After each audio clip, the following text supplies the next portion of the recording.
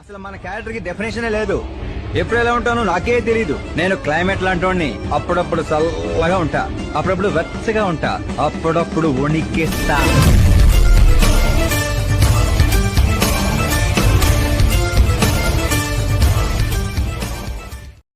ఇప్పుడు రాబోటైనా తిరిగి వస్తారా?